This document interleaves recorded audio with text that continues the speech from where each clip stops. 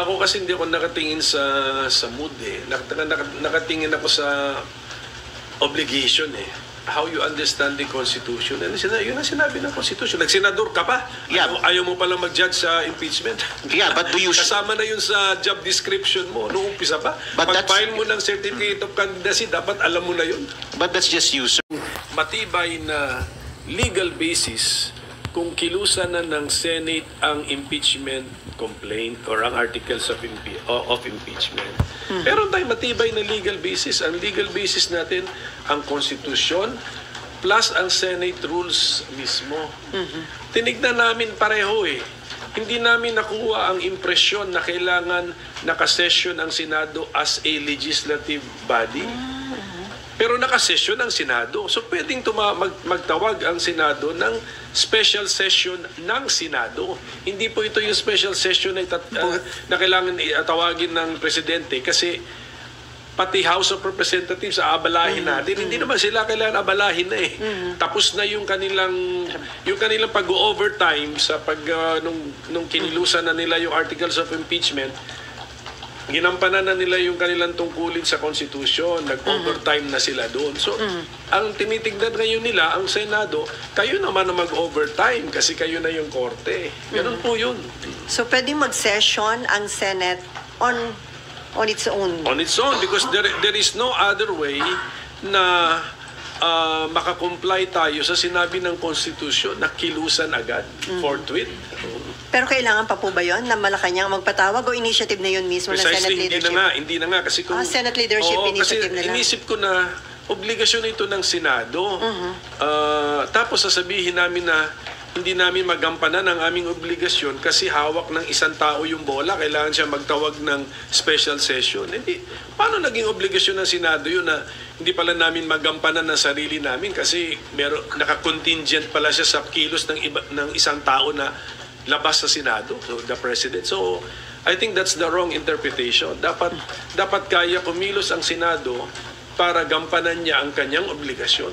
Sa Senado lang, hindi ka kailangang magdepende sa labas ng Senado. So, si SP Chis ang pwedeng mag-initiate na magkaroon ng special session ng Senate? Correct. Patawagin niya kami. Pero, siyempre gagawin niya ng Senate President kung may clamor din sa mga senador. So, dahan-dahan, si Senator Risa Ontiveros nag-message na sa akin, sang-ayon siya sa aking posisyon. May nag-interview sa akin kanina, binanggit daw na even si Majority Leader, pero wala akong personal knowledge doon. So dahan-dahan, nagiging 3 na kami. So pagdating na niya sa 10, sa 12, that should be sufficient pressure on the Senate President already. Kaya lang yun ang tanong, sir, dahil marami re-electionists, magkakampanya, busy sa campaign. Do you think dadami yung sasama sa inyo na mananawagan kay SP na magkaroon ng Senate session? Dapat siguro mayroon silang maramdaman na pressure sa taong bayan na ito ang tamang pagbasa sa Constitution. Hindi ito dahil sa gusto mong i-convict o gusto mong i-acquit, immaterial yun. Wag natin ipag-usapan yun. Pero yung tamang pagbasa lamang ng utos ng Constitution. Okay, RG, and then Mav, and then Amor. Sir, madalas sabihin, we've been discussing, and everybody's been discussing legalities all this time, ever since the impeachment first came out, and the rules. But there's a tendency to forget that impeachment is essentially a political exercise. So, let me ask, ano ba talaga ang mood dito sa Senado na mga kasamahan ninyo pagdating sa impeachment? Kasi kung nasa mood sila for an impeachment, madali namang, there can be as many interpretations of the law as there are lawyers. So, pwede naman din nilang ginawa yun on the last day kung talagang gusto nila ng impeachment. So, what is the mood? Is there any appetite in the Senate for an impeachment? Ako kasi hindi ako nakatingin sa mood eh. Nakatingin ako sa obligation eh. How you understand the Constitution. And yun ang sinabi ng Constitution. Nagsenador ka pa. Yeah. Ayaw mo palang mag-judge sa impeachment. Yeah, but do you... Kasama na yun sa job description mo. Noong umpisa pa. Pag-file mo ng certificate of candidacy, dapat alam mo na yun. But that's just you, sir. Yung mga kasamahan mo ba, do they share your view? hindi ko na yun, that's not my problem anymore. But that is what I believe should be the standard demanded by the people of senators. Ganun yun eh. Ganun yun eh. Tapos actually, although sinasabi natin na impeachment is a political process, pinag-isipan ko na rin actually sa dulo. At the end of the day, when you make your decision, then it is real. So, Pero hindi ba, sir, correct me if I'm wrong, there is jurisprudence na kapag the rules of the legislature, the internal rules of the legislature, whether it's the Senate or the House, that's just a guide for you to exercise your powers because your power really is in the plenary and ultimately it's a numbers game. Hindi ba ganun yon? So kung babalik po tayo dun sa kung gusto na nakararami, edi may trial na tayo ngayon. Hindi kasi nakonsulta ng mabuti yung body.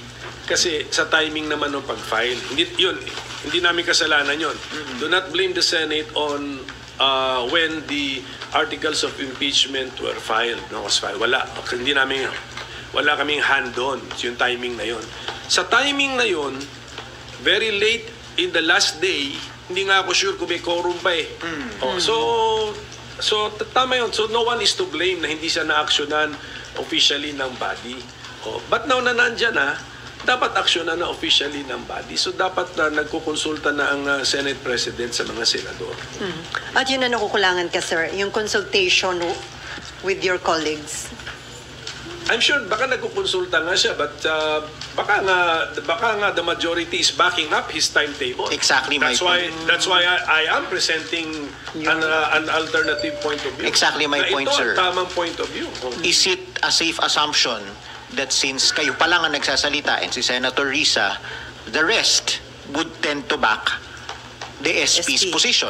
I'm not making that assumption, but I'm not making that assumption. So, ang maganda sigurong gawin ng Senate President, magpatawag na po siya ng kahit caucus man lamang. If you were Senate President now, is that what you would have done? Mag-caucus muna. It's not the official meeting of the Senate as a court. But caucus muna. Dapat, kasi naghiwalay na nung last day. Even before nag-adjourn, baka nga nangkampanya na yung mga re-electionists. Wala na sila rito sa building. Sir, since pinupush niyo po yung idea na to, so do you have any proposed timetable? Paano hahatiin ng mga senador yung trial at yung kampanya? Kasi isang tabi ang kampanya. Under the priority ang impeachment. Isn't that a very big ask of your colleagues? That's part of the job description.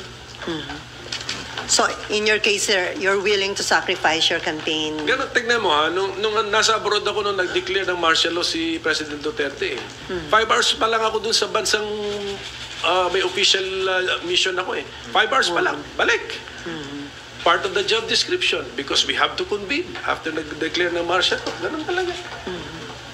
So, sir, possible na kung hindi masunod yung sinasabi yung tamang point of view na dapat gawin ng Senate dito sa articles of impeachment against BP Sara, maaaring marami pang petition na ma-file sa Supreme Court? Pwede. Tsaka Ngayon, criticism. So anyway, we are really a political body. Talagang sanay na kami sa brickbats and sa criticism. Pero sayang, this is an unnecessary criticism against the Senate. Kasi ginagamit yung forthwith, hindi na sinusunod yung ang mandato ng Constitution. Susunod lang kami ron. Ang dami naming time eh. Pwede nga ngayong March eh. March. Pwede na mag-start sa March. Pero sir, ang tanong, kasi may 3 petition na ngayon sa SC. Isa for the immediate na pag-convene ng Senate as impeachment court. Yung dalawa, nananawagang i-TRO pigilan itong impeachment trial kay BP Sara. Ang tanong, meron bang jurisdiction ang Korte Suprema sa ganitong impeachment issue? Kasi sabi ni dating Senate President Franklin Drilon, parang hindi pwedeng i-touch ng Supreme Court yung ganitong... Hintayin natin yung ng decision ng Supreme Court. Pero meron pa kasing political question eh. Open pa rin yung concept ng political question. Although lumiit daw yun under the 1987 Constitution, nandun pa rin. So baka itong sitwasyon na to ay bagsak doon or pasok doon sa political question. Okay, ma'am. Ay, meron ka pa, RG? Sir, sinasabi po ninyo na pwedeng yung Senado magpatawag ng session by itself. Paano po yung magiging process nun, sir? How would it go about? Mag-convene kami. Tapos House, mga members of Congress, magre-report dun sa Batasang Pambansa. To do what? Oh. Ang kinukonvene lang natin is the Senate to be an impeachment court. Therefore, ang aking logical conclusion, pwedeng gawin ng Senado yan na mag-isa. Hindi kailangan mag-convene din ng House at hindi kailangan ang presidente pa ang magpatawag. Presidente ng Senado plus majority, of course, ang magpatawag. Sir, yung mga ganitong usapin po ba, makikita siya sa current impeachment rules ng Senate? Or this is kakaibang pangyayari po talaga? Ang makikita mo sa current impeachment rules ng Senate, itong hawak ko, resolution number 39, ay kung basahin mo yan, you do not get the impression that the Senate must be in session as a legislative body. Kung tutuusin, ano rule yun? In-examine na namin ito. May rule 11 pa nga rito. Sir, yun approve under 19 Congress? Ito latest? Ito yung, ano to? The Ito, rules of impeachment. Sir, ito ay yung dati ng rules of impeachment na ginamit na pwede pang gamitin. sir, impression, but is it categorically stated Na? na kailangan naka legislative session or hindi? Hindi nga. Kasi kung categorically... So it's just an interpretation, Hindi, sir. kung categorically stated na we must be in session as a legislative body, surrender ako. Hindi nga eh. Anong nakalagay, sir, specific? Wala, ito nga eh. Tignan niyo to, na rule... Yeah, but you can also interpret it the other way. Since wala nakalagay, it's really at the discretion of the lead of the majority. Precisely, but if you look at this Constitution, ganun din eh. There is no requirement that we must be in legislative session. So Kaya kung ganun ang posisyon ng majority, tinatanong ko sila, saan nyo nakuha yan? Yung impression na yan. But the same question can also be asked of you. Saan yung kinuha yun? Kasi that's also just one interpretation. Precisely, ang kinuha ko yun sa obligasyon namin to the trial should forthwith proceed. So nothing is categorical. Kaya Either side, nothing is categorical. That's why we have this debate. Kaya kinukonvince nga natin yung ating mga kasama rito sa Senado, including the Senate President, na logical yung ating position. Logical, may legal basis. Tingnan na lang natin itong Rule 10. Dito Rule 11, Rule 10. Ano nakalagay, sir? Nakasulat dito at 2 o'clock in the afternoon or at such other hour as the Senate may order of the day appointed for the trial of an impeachment, the legislative business of the Senate, if there be any, shall be suspended, etc. Kung basahin mo na lang yun pinapakita na kahit merong legislative business, priority si impeachment. Kasi isuspend mo ang legislative business Itigil kung mo. meron. So, Priority kung talaga. meron. So, ibig sabihin nun, pwedeng wala. Sa rules nyo yan. Correct. The rules. So, pwedeng wala. And then, kahit nga meron, isuspend mo But, yeah, kaya nga, kung your rules can always be suspended with unanimous consent or majority numbers of the Senate. Right? The rules of the impeachment rules. Yeah. Oh, Or iba any to, rule iba of to, the- iba na to, Or any impeachment internal rule rules. of the Senate.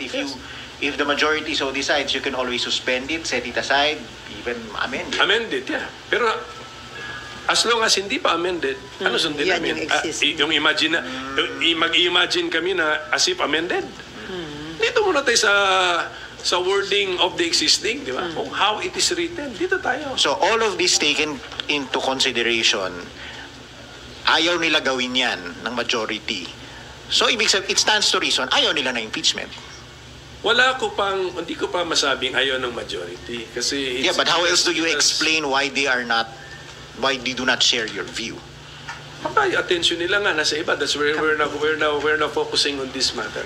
So, and then so that the Senate President can focus every senator's attention on this matter, magpatawag na siya ng caucus.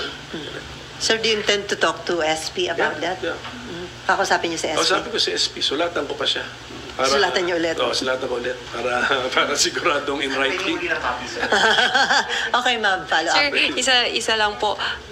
Ng 11. Sige, yes, Apo. ma'am. Sir, sabi lang po kasi ni SP na baka better na wag muna tayo mag-start kasi ang dami pang question sa SC. Baka mamaya raw po, nagsimula na kayo and then ma-invalidate yung mga gagawin ninyo dahil magdesisyon on the contrary yung SC sa mga petitions po. Kaya ano naman yun, masyado nang maingat yun. That's too cautious an approach. Maganda rin may cautious siya pero not too cautious na pagbasa mo ng Constitution and trial in the Senate shall forthwith proceed. Yan sabi. Yan ang sabi. So, you do not be too cautious na hindi mo sabihin, huwag na ingat tayo rito kasi baka ma-question tayo, huwag muna tayo mag-trial. Huwag muna sa July na natin i-trial. Sirang-sira ang meaning ng forthwith eh.